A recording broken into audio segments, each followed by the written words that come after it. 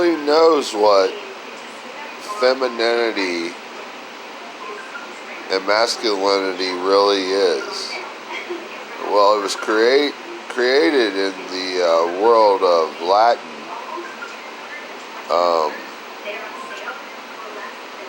And we know there's obviously males and females, but just what do they possess? How do you say that certain objectives or objects is feminine or masculine? How do you know what femininity or masculinity really truly is, except the order of chemistry and a sex orientation? So, what about disorders? What about false science? What are you? Then there's the science of appeal. What does appeal to the sexes? Well, my opinion is that intelligence appeals the most, not stupidity. Okay? False science and playing games with words and trying to convey something that doesn't really necessarily have an absolute, something that isn't absolutely true, or falsifying anything, even if it's believed popularly among all people. It's not attractive. Okay? Actually, if it gets real bad and you're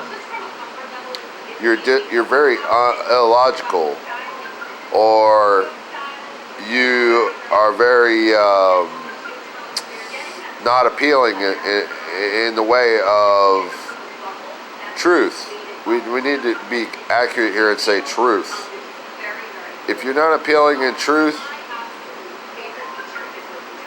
it kills it for all of the things that you thought were sexy.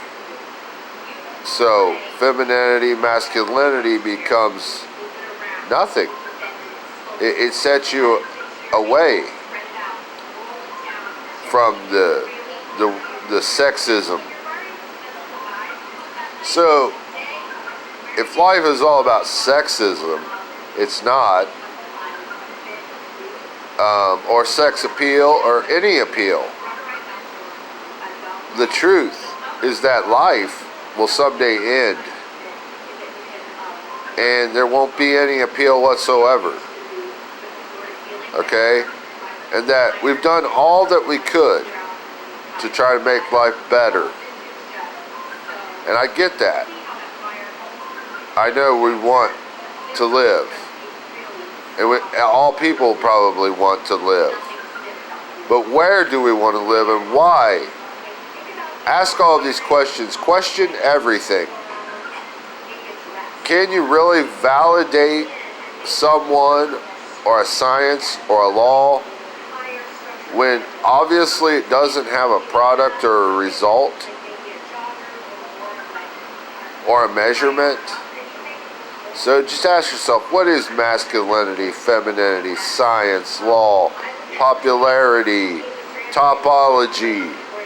What is the world all about? We're obviously some kind of human. What makes us do anything? It all starts with energy. It all starts with particles and geometry and math. It all starts with the existence of the origin of the universe. And that can turn into spectrums. It's a whole lot of spectrums. Who's the best? Who's the fittest? Who should you be with? Should you be with the fittest? Do you compare or compete with the fittest? Do you compare with the worst? Do you compare with the mediocre? What do you want out of life? Do you want to solve problems? You probably shouldn't go thinking that stereotypes are absolutely true, especially psychiatry. And I've always believed that psychiatry is one of the worst sciences that we could ever really virtualize. Virtues. Define virtue. Virtue is of any knowledge. Virtue is of all knowledge. The ultimate. When you satisfy the virtue, the knowledge will survive.